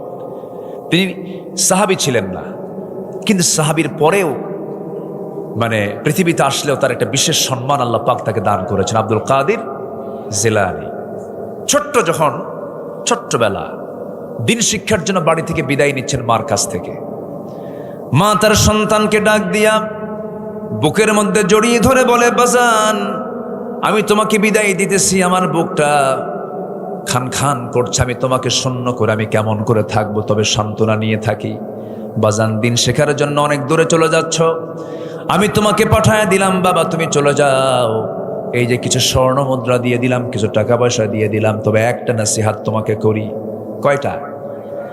মা তার ছেলেকে বলতেছে একটা নসিহত তোমাকে করি, একটা নসিহত, একটা মাত্র উপদেশ বাবা, মৃত্যু মরণ পর্যন্ত এই উপদেশটা তুমি ফলো করবে। সেটা হলো জীবনে কোনো সময়, কখনো কোনো সময়, কোনো কাজে মিথ্যা কথা বলবা না। যাও বাবা। পাঠায় দিলেন, রওনা দিয়েছেন। রাতের বেলা অন্ধকার রাস্তা পাড়ি দিচ্ছিলেন, হঠাৎ করে ডাকাতের কবলে পড়ে গেলেন। তার আগের লোকজনদেরকে ধরে ধরে যা কিছু পাইছে সব নিয়ে নিচ্ছে ডাকাতরা। এমন সময় ছোট্ট ছেলের সামনে পড়ে গেছে, কি আছে তোমার কাছে বলো তো। সব খুলে খুলে দিচ্ছে সামনে, এই যে আছে, এই যে টাকা পয়সা, এই যে স্বর্ণ মুদ্রা, এই যে। অবলীলায় যখন সব বলে দিচ্ছে, ডাকাতরা বলছে তুমি সব কিছু জোরাজুরি না করার আগে সব বের করে দিচ্ছ, আর মুখে হাসির ঝিলিক কেন? ছোট আব্দুল কাদের বলতেছে, ও আল্লাহর গোলামেরা, আমার মার উপদেশ, আমার মা বলেছেন জীবনের যে অবস্থায় থাকো না কেন কখনো মিথ্যা কথা বলবা না, এই জন্য সব সত্য কথা বলে দিলাম। ডাকাতের চোখে পানি, ডাকাতের চোখে কি বলেন? পানি। ডাকাতের চোখে পানি এসে ডাকাতরা বলে, যে রাতের বেলা আমরা রাস্তা আটকা দিয়া সন্তানদের সুখ সুবিধার জন্য ডাকাতি করি, টাকা কামাই করি, অথচ তারই একজন সন্তান, আমার মতো একজন সন্তান আজকে ডাকাতির পথ আমাদের বন্ধ করে দিয়ে আমাদেরকে ভালো করে দিল। যেরকম সুবহানাল্লাহ। সততা মানুষকে মুক্তি দিয়ে দেয়, সততা মানুষকে মুক্তি দিয়ে দেয়। 2 নম্বর খলিফার নাম কি বলেন? একটু জোরে বলেন না ভাই, কি বলেন? বহুদিন আগে এক মাহফিলে বললাম 2 নম্বর খলিফাকে। পাশে থেকে একজন বলে, হুজুর ছোট্ট একটা বাচ্চা, হুজুর আমি চিনি, কে? ওমর। কে? আমাদের বাড়ির দোতলায় ভাড়া থাকে, আমাদের বাড়ির দোতলায় ভাড়া থাকে। ভাড়া থাকা ওমর এটা নয়, সাধারণ ওমর ফারুক এটা নয়, এটা সেই ওমর ফারুক যার ব্যাপারে রাসূল বলেছেন, আমার পরে যদি নবুয়তের সিলসিলা যদি ধারাবাহিকতা যদি থেকে যেত, লাকানা ওমর, আমার পরে আমার ওমর নবী হয়ে যেত। যেরকম সুবহানাল্লাহ। কেজরিওয়াল ভারতের মুখ্যমন্ত্রী ছিল, মহাত্মা গান্ধী পর্যন্ত বলতে বাধ্য হয়েছেন, অশান্ত পৃথিবীকে শান্ত করার জন্য প্রেজেন্ট ওয়ার্ল্ডে ওমরের মতো, মুসলমানদের ওমরের মতো একটা শাসক বর্তমান দুনিয়াতে দারুণ প্রয়োজন। যেরকম আল্লাহু আকবার। ওমর ফারুকের প্রশংসা কে করে নাই? একজন আদর্শ শাসক তিনি ছিলেন। রাতের আধারে মদিনায় ঘোরাফেরা করছিলেন, ঘোরাফেরার মাঝে হঠাৎ করে তার কানে মা বেটির কথোপকথন, কনভারসেশন তার কানে চলে এলো। মা তার মেয়েকে বলছে, ও কলিজার টুকরা কন্যা সন্তান, আগামীকালকে কি বাজার করব, টাকা নাই, পয়সা নাই, উটের দুধ তো কম হয়েছে, এই উটের দুধটা বেশি করার জন্য দুধের মধ্যে কিছু পানি মিক্স করো, পানি মিশায় দাও। মেয়ে বলছে, মা এই কাজ আমার দ্বারা হবে না, এটা তো ধোকাবাজি হয়ে যাবে, ছলচাতুরি হয়ে যাবে, করা যাবে না। সঙ্গে সঙ্গে মা বলছে, আমার মেয়ে তুমি এখন তো অন্ধকার, কেউ তো আমাদের এখানে নাই, ওমরের পার্লামেন্টের লোকজন নাই, প্রশাসন নাই, পানি দিয়ে দাও। মেয়ে বলছে, বা মা তুমি আমাকে যার ভয়ে এখানে পানি দিতে বাধ্য করছো, প্রশাসন নাই, কিন্তু তুমি কি জানো আমরা দুজনের মাঝে 1 নাম্বার রাজসাক্ষী আমার আল্লাহ তাআলা সব কিছু দেখতেছে। যেরকম সুবহানাল্লাহ। এটার নাম সততা, এটার নাম কি বলেন? সততা। ওমর ফারুক খুব খুশি হয়ে গেল, হারে আমার জনপদের মানুষ এতটাই সচেতন, এতটাই সজাগ, একজন ভুল করলে আরেকজন ঠিক করে দেয়। আল্লাহু আকবার বলেন। একজন ভুল করলে আরেকজন কি করে দেয়? ঠিক করে দেয়। ভুল করতে পারে, কিন্তু ঠিক করার লোক থাকার দরকার আছে না নাই? আচ্ছা। সঙ্গে সঙ্গে চলে গেলেন বাড়িতে, বউটাকে ডাক দিয়ে বলছেন, বউ আমার শোনো, বহুদিন যাবত আমি আমার ছেলেকে বিয়ে করাবো, মেয়ে খুঁজি, মেয়ে পাই না, কোন পরিবারের মেয়েকে আমি নিয়ে আসবো আমার ঘরে, কিন্তু খুঁজতে খুঁজতে আজকে আসল ভালো মহিলা আজকে খুঁজে পেয়েছি, ভালো কন্যা খুঁজে পেয়েছি। কে? দুধ অলির মেয়ে, দুধ বিক্রেতা। এটা এলাকায় কি বলে? গোয়ালের মেয়ে। কি বড় বংশ মনে হয় না গরিব? গরিব। কোথায় রাষ্ট্রপতি, কোথায় খলিফা? তিনি দুধ বিক্রেতার মেয়েকে চুজ করলেন ছেলে বউ বানানোর জন্য। কি খড়ের পালা দেখে, জমজমি দেখে, ব্যাংক বিমা দেখে, না তাকওয়া দেখে, না সততা দেখে? সততা দেখে। আর এখন ছেলে বিয়ে করবে কোন পরিবারে, অথবা মেয়ে দেবে কোন ছেলের সাথে? ছেলের কি আছে? সরকারি চাকরি না, ও টাকা দিয়ে আমার মেয়ের কসমেটিক্স হবে না। হ্যাঁ হতে পারে, সরকারি চাকরি হতে পারে, দেখো তো উপরিয়া কামাই আছে নাকি? উপরিয়া কামাই, বুঝলেন তো এক্সেস কামাই আছে কিনা। এরপরে নগদ কত টাকা ক্যাশ আছে, আমেরিকা অথবা ইউরোপে সেকেন্ড হোম আছে কিনা, মঙ্গল গ্রহে অফিস আছে কিনা। কোন গ্রহে? মঙ্গল গ্রহে। এত কিছু লাগে, কিন্তু সুখ শান্তির জন্য অর্থ দরকার না সততা দরকার? অর্থ দরকার না সততা দরকার?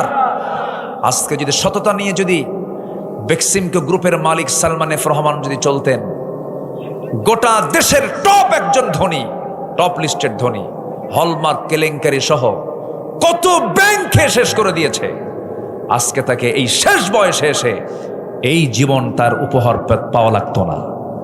আসতে কোন কেন? এমনি বলছি না, মুখের দাড়ি ছিল বেচারাটার, আমার বড় দুঃখ লাগে। আমরা দাড়ি রেখেছি কিসের মহব্বতে? বলেন কোন মানুষের মহব্বতে? বলেন কোন মানুষের?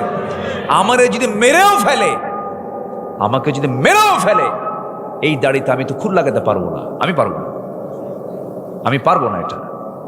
এটা আমার রাসূলের সুন্নাহ, এটা রাসূলের সুন্নাহর কারণে আমি এটা রেখেছি। আমি এখানে খুর লাগাবো না।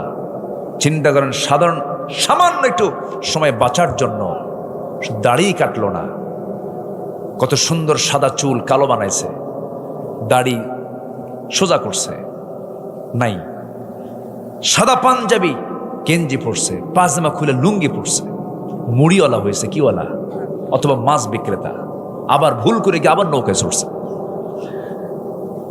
কোস্টগার্ড তাকে ধরে ফেলেছে, ধরে ফেলে বলছে, না কোস্টগার্ড তাকে একে ধরতে পারে নাই, ছিল আইনমন্ত্রীর সাথে। আইনমন্ত্রীকে ধরে বলে, স্যার চিনছে আপনি, চলেন থানায় যাই। আমি কি একা আসছি? আমি তো জামাতের সাথে আসছি। এ চিনি না তো, লোকটা কে? মুখের দাড়ি নাই, মাথার চুল কালো, লোকটা চেনেও নাই তাকে। ভালো করে দেখো, ওটাই দরবেশ। কি কথা হবে? কি ডেকে ঘুম হবে? নাক ডেকে ঘুম হবে। সে ঘুমের মধ্যে কোনো ভেজাল থাকবে না। আর যখন পেঁচ লাগাবেন, মিথ্যা দিবেন, এই মিথ্যা সাক্ষী, এই ওই দিস অ্যান্ড দ্যাট সব যখন জগাখুচুরি করবেন, ওষুধ ছাড়া, 4 প্রকার ওষুধ ছাড়া ঘুম হবে না। আসতে কোন কেন? তাহলে আমরা ইমানদার হব না মুনাফিক হব? বলেন বলেন, মুনাফিক হব না ইমানদার হব? ইমানদার হব। ইমানদার আর মুনাফিক কখনো একরকম হতে পারে না। আল্লাহ রাব্বুল আলামিন সূরাতুল বাকারার কয় নম্বর আয়াত বলেন? 8 নম্বর আয়াত দিয়ে আমি তেলাওয়াত দিয়ে শুরু করেছি। ومن الناس من يقول آمنا بالله وباليوم الآخر وما هم بمؤمنين। জোরে বলুন আল্লাহু আকবার। এই কই, কোথায়? আরে বসো বসো, যাত্রায় বসো বসো, কিছু হবে না, বসো। যাত্রায় গেলে পরে যাত্রার বসার জায়গা ছাড়ে না, অন্যের জুতা টান্নের জুতার মধ্যে সাইজ করে নেয়, তাও যায়। বসো, কোনো ওঠাউঠি নাই। বলি ইনশাআল্লাহ আমি খুবই খুশি আপনাদের উপরে, আলহামদুলিল্লাহ। আল্লাহ তুমি মাহফিলকে কবুল করে নাও, জোরে বলি আমিন। মানুষের মধ্যে কিছু মানুষ আছে যারা বলে আমি ঈমান আনছি, আখিরাত তো মানি, কিন্তু আল্লাহ বলছে ওমা হুম বিমুমিনিন, এরা ঈমানদার নয়। এটা মুখের বলি। কিসের বলি বলেন? মুখের বলি। আসলে এরা ঈমানদার নয়, এরা ধোঁকাবাজি করতে চায়। কি করতে চায় বলেন তো? ধোঁকাবাজি। যখন ঈমানদারদের সঙ্গে মেশে তখন বলে ভাই আমি তো আপনারই। আবার শয়তানদের সঙ্গে যখন মেশে, ভাই মূলত তোমার একটু অভিনয় করতে গেছিলাম। এরকম লোক আছে না নাই?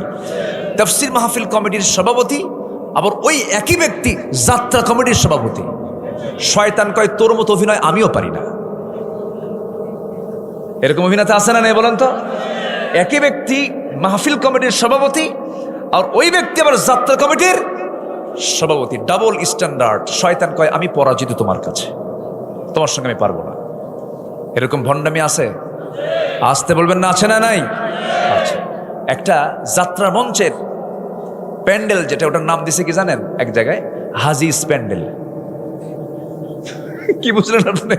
আমি শুনে অবাক। মানে ওই যাত্রা কমিটির সভাপতি অমুক হাজি, সে হাজির নামে প্যান্ডেলের নাম দিয়েছে হাজি প্যান্ডেল। যেরকম নাউজুবিল্লাহ। এগুলো কি ইমানদারের লক্ষণ না মুনাফিকের লক্ষণ? মুনাফিকের লক্ষণ। মুনাফিক কখনো খারাপ কাজে অংশগ্রহণ করতে পারে না। আমার বন্ধুগণ, মুনাফিকদের কোনো দোয়া কবুল হয় না। আবার মুনাফিকদের জন্য ভালো মানুষ দোয়া করবে, সেই দোয়া কবুল হবে না। আল্লাহ তাআলা না করে দিয়েছেন ওয়ালা তাকুমু আলা কবরিহি, মুনাফিকদের কবরের সামনেও তোমরা দাঁড়াতে পারবা না।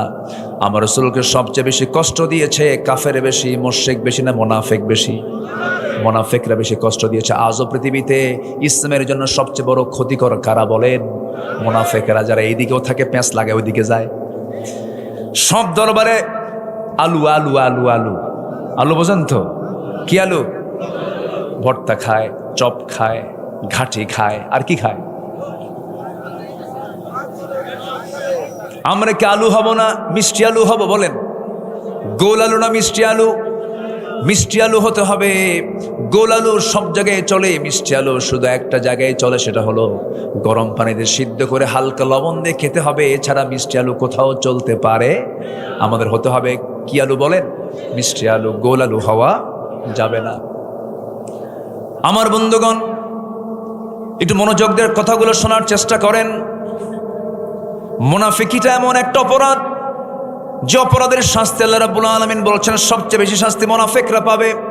ইন্নাল মুনাফিকিনা ফিদ দারকিল আসফালি মিনান নার ওয়া লা তাজিদ লাহুম নাসীরা।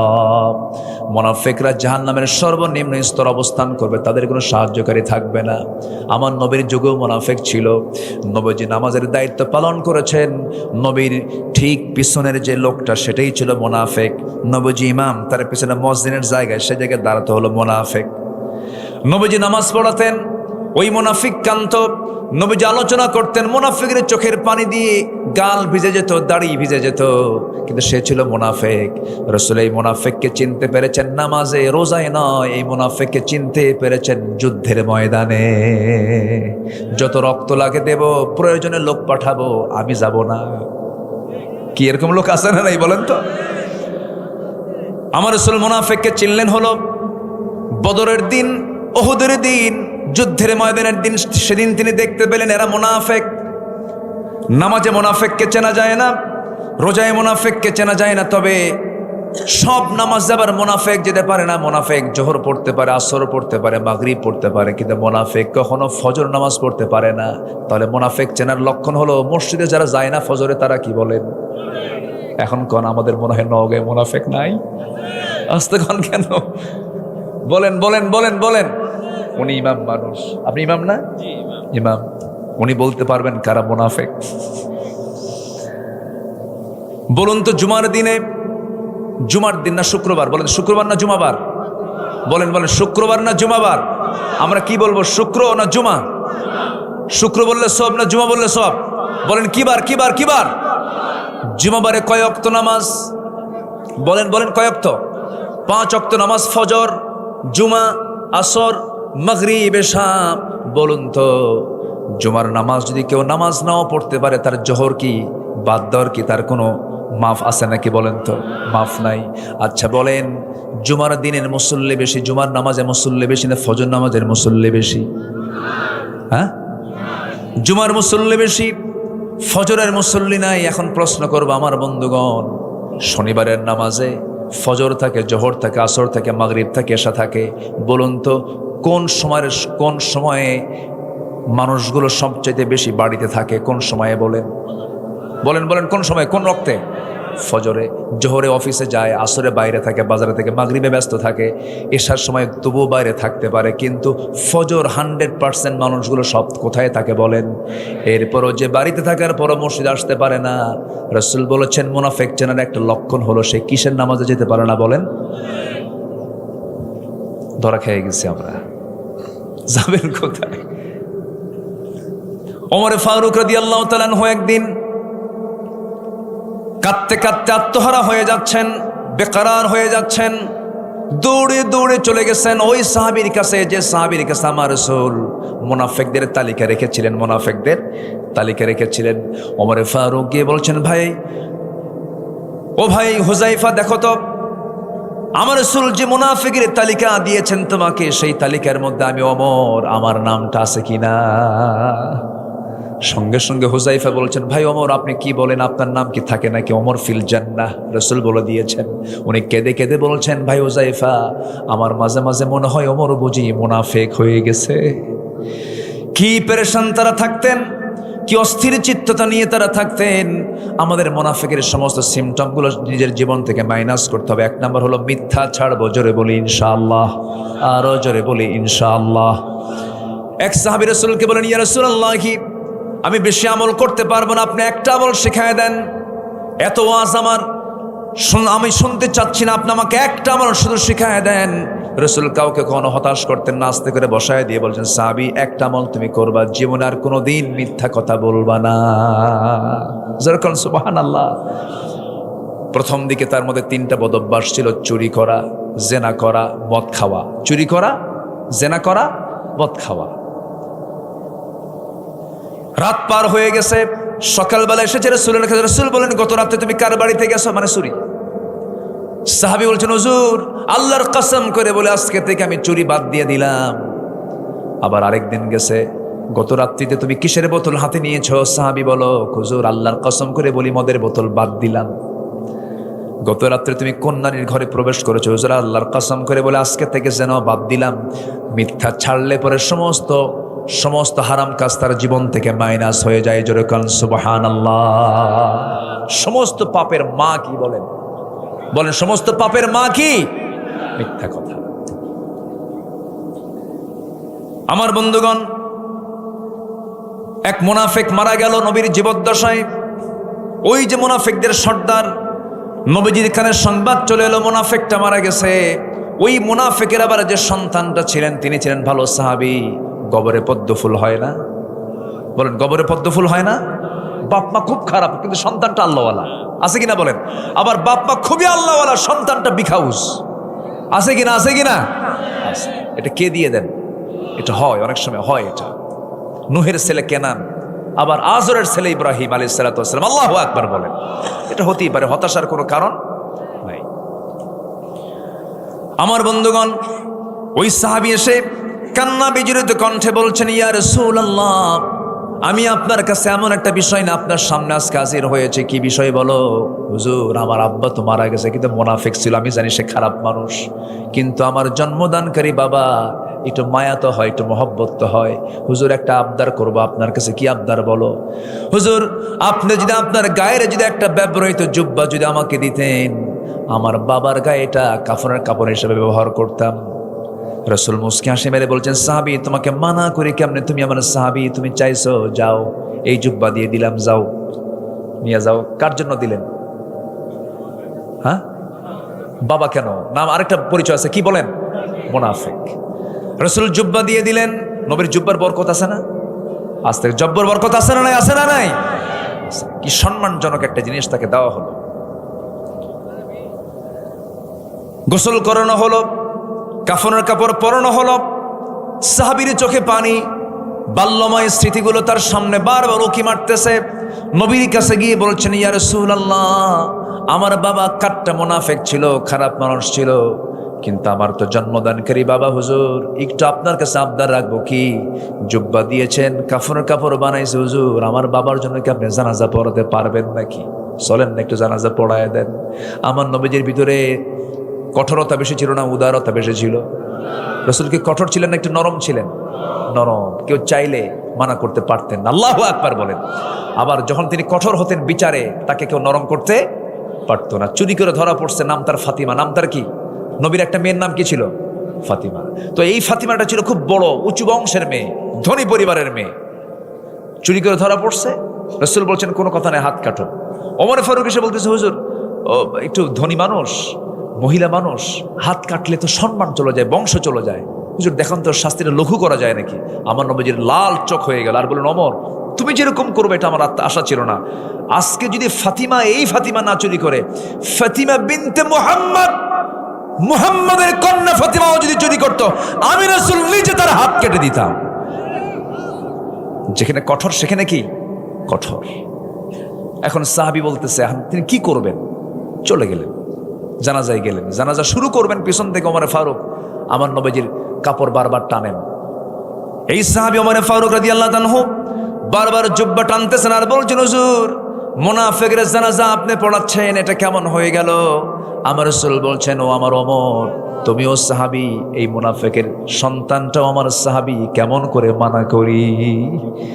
আমার নবীজি জানাজা সম্পূর্ণ শেষ করতে না করতে আল্লাহর পক্ষ থেকে আয়াত নাযিল হয়ে গেল, হে রাসূল আপনি মাফ চান আর না মাফ চান, আপনি যদি 70 মাররাতান 70 বারেরও বেশি বার আপনি যদি ক্ষমা চান, মুনাফিককে আমি আল্লাহ ক্ষমা করব না। দেখছেন, নবীর জুব্বাও কাজে লাগলো না, নবীর দোয়াও কাজে লাগলো না। কাদের জন্য বলেন, কাদের জন্য? আর আপনি হাসরের ময়দানে নবীর সুপারিশ নেবেন, এত সস্তা না। নবীর সুপারিশ নেবার জন্য মুনাফিক হতে হবে না ইমানদার হতে হবে? কি হতে হবে বলেন, কি হতে হবে? ইমানদার। ইমানদার হতে গেলে সঠিক ইমান আনতে হবে, এবং ইমান কি কখনো বিক্রি করে দেওয়া যাবে? আমার দেশে ইমান বেচে দেওয়া লোক আছে না? বিড়ির প্যাকেট পাইলে ইমান বেচে দেয়, আছে কিনা? আছে কিনা? আছে কিনা? আছে কিনা?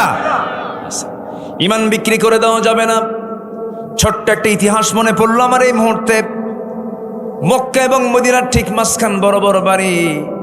একজন সাহাবী ছিলেন, ইয়াং মানুষ, নবীর কালিমার দাওয়াত পেয়েছেন, কালিমা গ্রহণ করে নিয়েছেন। মক্কা মদিনার ঠিক মাঝখান বড় বড় বাড়ি। জন্মের পূর্বে বাপকে হারাইছেন, চাচার কাছে তিনি মানুষ হয়েছেন, বড় হয়ে গেছেন, ইসলাম কবুল করে নিয়েছেন। চাচার এখানে সংবাদ চলে গেল ভাতিজা নাকি ইসলাম কবুল করে নিয়েছে। ভাতিজার নাম হলো আব্দুল্লাহ। কি নাম বলেন? আব্দুল্লাহ। সঙ্গে সঙ্গে বলে ফেলতেছে, চাচা ও ভাতিজা, শুনলাম তুমি নাকি ইসলাম কবুল করেছ। সঙ্গে সঙ্গে বলছে, চাচা আপনি শুনবেন কেন, আমি আপনাকে বলছি, আমি তো কালিমা পড়ে নিয়েছি, আপনাকেও কালিমার দাওয়াত দিচ্ছি, একসঙ্গে জান্নাতে থাকতে চাই। জোরে বলেন সুবহানাল্লাহ। সঙ্গে সঙ্গে চাচা বলতেছে, ভাতিজা শোনো, তুমি যে কালিমা গ্রহণ করেছো, এই কালিমা গ্রহণের ফলাফল কি হতে পারে তুমি কি জানো নাকি? না চাচা, আপনি বলেন। আমার বাপদাদার বিরুদ্ধে তুমি অবস্থান নিয়েছো, তোমার কি হতে পারে? আমি তোমার সমস্ত সম্পত্তিগুলো জোর করে নিয়ে নেব, তোমাকে বাড়ি থেকে বের করে দেব। মুস্কি হাসি মেরে বলছে, আমার চাচা, আপনি আমাকে যে ভয় দেখাচ্ছেন, আমার ডান হাতে সূর্য বাম হাতে চন্দ্র, এটাও যদি এনে দেন, ইমান থেকে আমি এক চুল পরিমাণ নড়ব না। জোরকান সুবহানাল্লাহ। আর এই সম্পত্তি নিবেন, নেন, জোরাজোরি করতে হবে না। চাচা খেপে গেছে, রেগে গেছে, জামায় হাত দিলে টান মেরে জামা ছিঁড়ে ফেলে দিয়েছে, লুঙ্গিটা পর্যন্ত খুলে নিয়ে ঘর থেকে উলঙ্গ করে বের করে দিয়েছে। রক্তাক্ত করে ঘর থেকে বের করে দেওয়ার পর এই আব্দুল্লাহ মার দরজায় গিয়ে বলে, মা দরজা খোলো। দরজা খুলেছে, মা আমার দিকে তাকায়ও না। আমার চাচা আমাকে মেরে রক্তাক্ত করে দিয়ে লুঙ্গিটা পর্যন্ত খুলে নিয়েছে ইসলাম কবুল করার কারণে। আমি ইসলামকে ছাড়তে পারবো না মা। দেখো তো ঘরের মধ্যে কোনো কাপড় চোপড় আছে নাকি? এক খণ্ড কাপড় যদি থাকে, মা আমাকে দাও তো। একটা ছোট্ট চাদর দেওয়া হলো, সেই চাদর দিয়ে কোনো মতো সতরটা ঢাকলেন।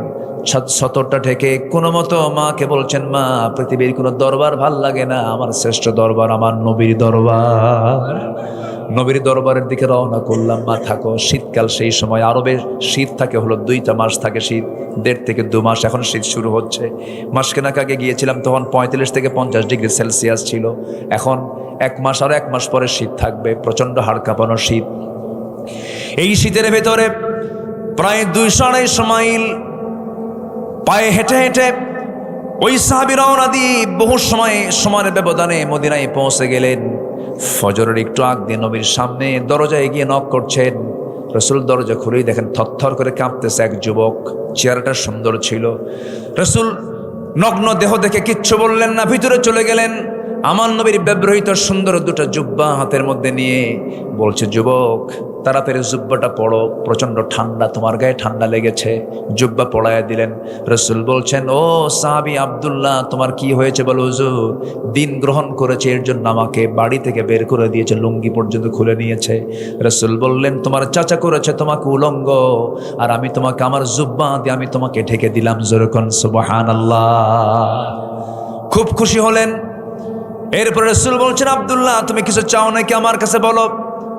এবার তিনি বলছেন, ইয়া রাসূলুল্লাহ, আপনি আমার কাছে, আমি আপনার কাছে যে চাওয়াটা চাবো, দুনিয়ার কোনো কিছু চাবো না। আমি আপনার কাছে চাই হলো, আল্লাহ যেন আমাকে মৃত্যুর রাজপথ, শহীদে মৌত যেন আমাকে দিয়ে দেন, আমি যেন শহীদ হয়ে যাই। আমার নবী হাত উঁচু করে বলছে, ও আকাশের মালিক আল্লাহ, আমার আব্দুল্লাহর জান মাল তুমি কাফের বেঈমানদের জন্য হারাম করে দাও। দোয়াটা উল্টা হয়ে গেল।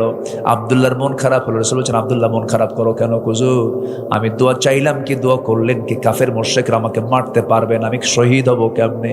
রসুল বলছেন, আব্দুল্লাহ তোমার দিন গ্রহণ করতে বড় কষ্ট হয়েছে, দুনিয়া বিক্রি করতে হয়েছে।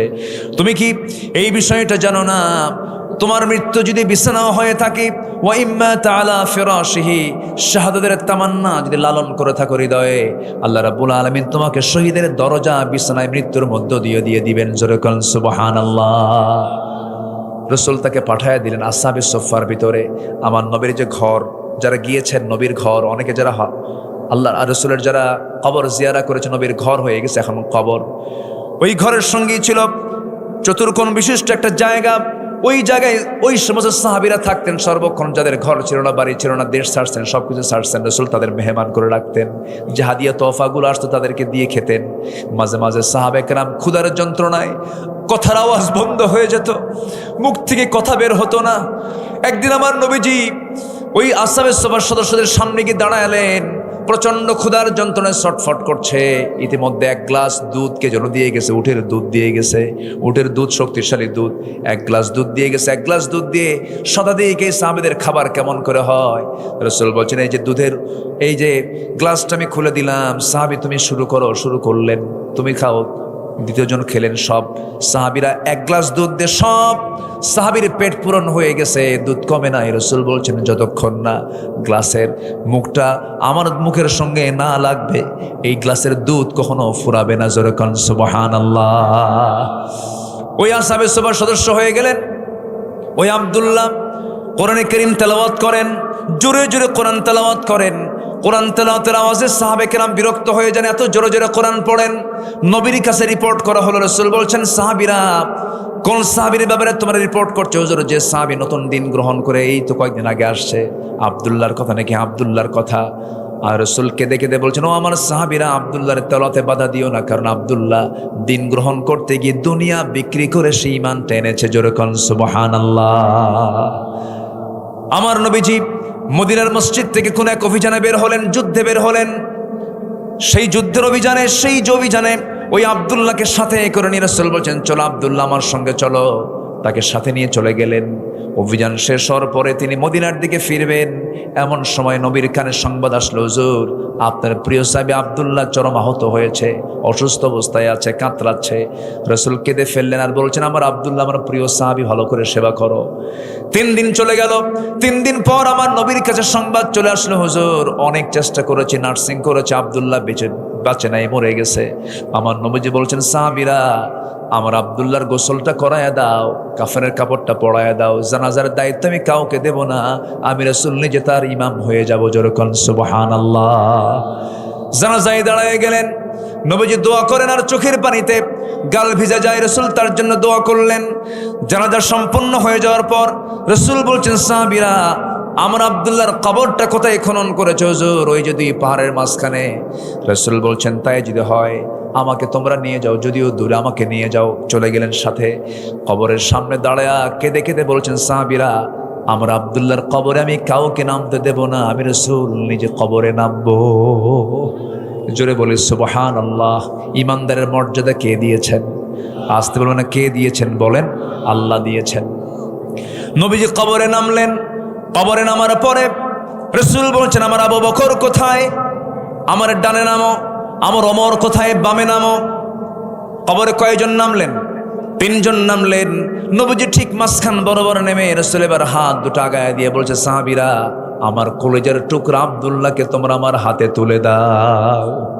হাতে নিলেন। রাসূল বলছেন, আবু বকর মাথাটা ধরো, ওমর পাটা ধরো। এই 3 জন মিলে কবরে শোয়া দিলেন। আমার নবীজি সাহাবীর বুকের উপরে হাতটা রাখলেন। হাতটা রেখে আকাশের দিকে তাকায় বলছেন, আকাশের মালিক আল্লাহ, আমি বিশ্বনবী এই মুহূর্ত পর্যন্ত আমি আব্দুল্লাহর উপরে সন্তুষ্ট আছি। মেহেরবানি করে আব্দুল্লাহকে তুমি আল্লাহ দয়া করে কবুল করে নাও। এই দোয়া যখন করছিলেন, পাশে দাঁড়িয়ে থাকে এক সাহাবী ছিলেন, সাদ বিন আবি ওয়াক্কাস নামে একজন সাহাবী। কেঁদে কেঁদে চিৎকার মেরে মেরে বলছে, ও আকাশের মালিক আল্লাহ, আজকে আমি জীবিত সাদ না হয়ে যদি ওই কবরের বাসিন্দা হতাম, আমার জীবনটা বড় ধন্য হয়ে যেত। কারণ যে কবরবাসীকে বিদায় দেওয়ার জন্য নবী সহ পৃথিবীর সেরা 3 জন মানুষ কবরে নেমে যায়। জোরে কোন সুবহানাল্লাহ। ইমানদারের দাম সম্মান কে দিয়েছেন? আসতে বলবেন না, কে দিয়েছেন? ইমানদারের দাম সবচাইতে সবার উপর ইমানদারের দাম। মুনাফিকের কোনো চিহ্ন যেন না আমরা লালন করি। মুনাফিকের আলামত বলেছে কয়টা? বলেন, তিনটা বলেছে। এক নাম্বার হলো যখন সে কথা বলে মিথ্যা কথা বলে, নাম্বার 2 হলো ওয়াদা করে ওয়াদা ভঙ্গ করে, নাম্বার 3 হলো যখন সে কথা বলতে না সারতে পারে বেফাস কথায় খারাপ গালে দিয়ে কথা বলে। এই তিনটা সিমটম যার মধ্যে পাবেন, ভাববেন নবীর সিমটমের সঙ্গে মিলে গেছে, মুনাফিক। জোরে কন্না আউযুবিল্লাহ। ইবাদত কবুলের শর্ত হলো কয়টা বলেন? বলেন কয়টা? কয়টা চলতেছে? কয় নাম্বার? আরো আছে কয়টা? হ্যাঁ, 10টার মধ্যে একটা গেলে কয়টা থাকে? এখনো 9টা আছে। আমি তো মুনাফিকের আলামত কইছি 3টা, দোয়া কবুলের শর্ত বলছে 10টা, তার মধ্যে চলতেছে কয় নাম্বার? কেবল শেষ হলো, তাও শেষ হয় না, আরো কিছু কথা ছিল। এখন জোর করে 2 নম্বরে আসলাম। কি কথা কি বুঝতেছেন আপনারা? আচ্ছা, বলি আলহামদুলিল্লাহ। কিন্তু ঘড়ি যে আজকে খুব ঘুরলো, বুঝলাম না এত তাড়াতাড়ি ঘড়ি টাইম কেমনে চলে গেল। একটা লোক ওঠেও না, যায়ও না।